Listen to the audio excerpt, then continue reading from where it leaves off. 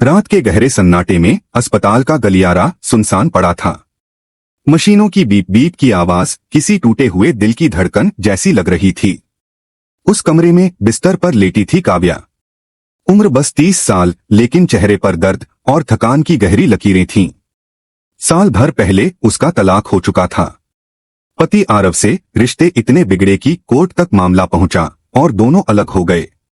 तलाक के बाद रिश्तेदार, पड़ोसी सबने काव्या से दूरी बना ली।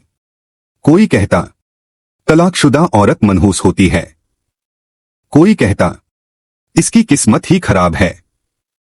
लेकिन असली सच्चाई तो ये थी कि तलाक के बाद सबसे ज्यादा अकेली वो हो गई थी। उसके मन में एक एक कर पुरानी बातें तैरने लगीं। वो दिन याद आया जब उसकी शादी हुई थी।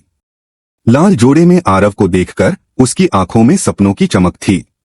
आरव भी उस दिन कितना खुश था, दोस्तों से कह रहा था, अब मेरी जिंदगी पूरी हो गई है। काव्या के आने से सब बदल जाएगा। दोनों ने हंसते हंसते अनगिनत ख्वाब देखे थे, एक छोटा सा घर, बच्चे, हंसी खुशी का संसार। लेकिन वक्त ने सब कुछ बदल दिया। वर्तमान में लौटें तो अस्पताल के कमरे में डॉक्टर आया और गंभीर स्वर में बोला, देखिए काव्या को कैंसर है। इलाज लंबा चलेगा, खर्चा भी बहुत आएगा। आपको मजबूत रहना होगा।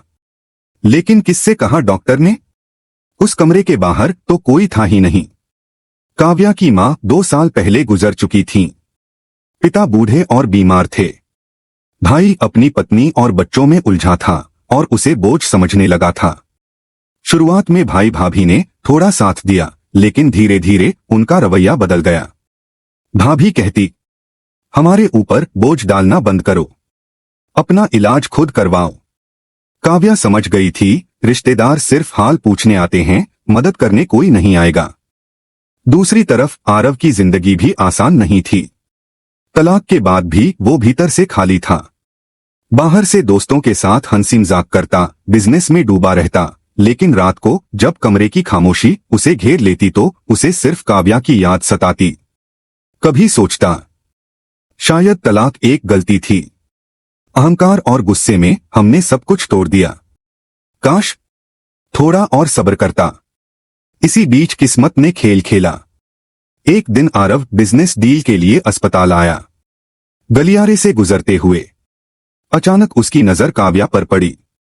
वो व्हीलचेयर पर बैठी थी, चेहरा पीला, बाल झड़ चुके थे, लेकिन आंखों में अब भी वही गहराई थी। आरव की सांस अटक गई। कुछ पल वहीं खड़ा रहा, फिर हिम्मत जुटाकर बोला, काव्या। काव्या ने नजर उठाई। पहले तो सोचा ये सपना है, लेकिन सामने आरव खड़ा था, वही इंसान जिससे वो सबसे ज्यादा नफरत भी करती थी और सबसे ज्यादा मोहब्बत भी। धीरे से बोली, तुम यहां? आरव घबराया सा बोला, मैं एक मीटिंग के लिए आया था। लेकिन तुम यहां कैसे? क्या हुआ तुम्हें? काव्या ने नजरें झुका लीं। कुछ नहीं, बस बीमारी है। लेकिन डॉक्टर की फाइल अचानक आरव के हाथ में आ गई। उसने पढ़ा, कैंसर। आरव के पैर कांप गए। सीट पर बैठते हुए बोला, तुमने मुझे बताया क्यों नहीं? काव्या हंसी, लेकिन वो हंसी दर्द से भरी थी। तुम्हें क्यों बताती? अब हमारा कोई रिश्ता तो है नहीं। तुम तो अब बस अजनबी हो। आरव की आंखें भर आईं। उस रात वो सो नहीं पाया। उसके कानों में सिर्फ काव्या की आवाज गूंज रही थी, अब हमारा कोई रिश्ता तो है नहीं। सुबह होते ही उसने फैसला कर लिया, चाहे रिश्ता खत्म हो चुका है, लेकिन इंसानियत खत्म नहीं हुई। मैं काव्या का साथ दूंगा। अगले दिन वो फिर अस्पताल पहुंचा। काव्या ने ताने दिए, क्यों आए हो? तुम्हें कोई मजबूरी नहीं है। मैंने तो सब रिश्ते तोड़ दिए थे। आरव ने शांति से कहा, हो सकता है तुमने रिश्ते तोड़ दिए हों, लेकिन मैं इंसानियत नहीं तोड़ सकता। जब तक तुम ठीक नहीं हो जाती, मैं तुम्हें अकेला नहीं छोड़ूंगा। काव्या चुप रह गई। उसकी आंखों से आंसू बह निकले। आरव ने डॉक्टर से बात की, खर्च का इंतजाम किया, अच्छे से अच्छा इलाज शुरू करवाया। कीमोथेरेपी, ऑपरेशन, सब में वो हरदम साथ रहा। रिश्तेदार फुसफुसाने लगे, देखो देखो तलाक के बाद भी मियां बीवी साथ घूम रहे हैं। शायद फिर से रिश्ता जोड़ना चाहते हैं। लेकिन आरव ने किसी की परवाह नहीं की। उसका कहना था, लोग क्या कहेंगे ये सोचकर अगर सही काम करना छोड़ दूं तो फिर इंसान ही क्या बचा। इलाज के दिनों में काव्या को बार बार एहसास होता, जिस आदमी को मैंने सबसे बड़ा दुश्मन समझा था वही आज सबसे बड़ा सहारा बन गया है।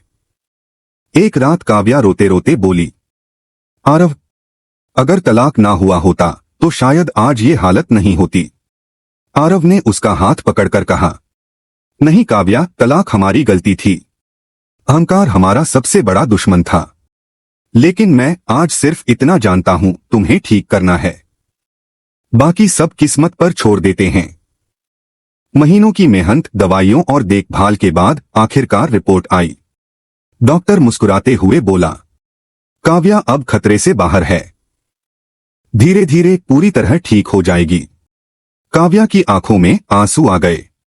उसने आरव की ओर देखा और कहा, अगर तुम न होते तो शायद मैं ये लड़ाई हार जाती। आरव भी रो पड़ा, अगर मैं तुम्हें खो देता तो शायद जिंदगी भर खुद को माफ नहीं कर पाता। जब काव्या अस्पताल से घर लौटी तो पड़ोसन बोली, अरे तलाक के बाद भी पति साथ देता है, ये कैसा रिश्ता है। काव्या ने मुस्कुराकर जवाब दिया, ये रिश्ता नाम का नहीं, इंसानियत का है। कुछ महीनों बाद आरव और काव्या फिर कोर्ट पहुंचे, लेकिन इस बार तलाक के लिए नहीं। आरव ने वकील से कहा, हम दोनों फिर से साथ रहना चाहते हैं। हमने सीखा है कि रिश्ते अहंकार से नहीं, भरोसे और साथ से चलते हैं। काव्या ने धीरे से कहा, तलाक ने हमें अलग किया था, लेकिन बीमारी ने हमें फिर जोड़ा। कोर्ट के बाहर दोनों हाथों में हाथ डाले निकले। भीड़ देखती रह गई। तो दोस्तों, कहानी से हमें यही सीख मिलती है कि रिश्तों का नाम मायने नहीं रखता, असली मायने रखता है साथ निभाना और इंसानियत। चाहे कितने ही टूटे हुए रिश्ते हों, अगर दिल में प्यार और समझदारी है तो सब कुछ फिर से जुड़ सकता है। अब आप हमें कमेंट में ये जरूर बताइए, आप ये कहानी किस सिटी से सुन रहे हैं। नीचे कमेंट बॉक्स में अपनी राय और शहर का नाम जरूर शेयर करें। अगर आपको ये कहानी पसंद आई हो तो लाइक और शेयर करना मत भूलिए और हमारे चैनल को सब्सक्राइब भी कर दीजिए ताकि आप हमारी आने वाली और भी दिल छू लेने वाली कहानियां मिस न करें। फिर मिलते हैं अगली कहानी के साथ। धन्यवाद।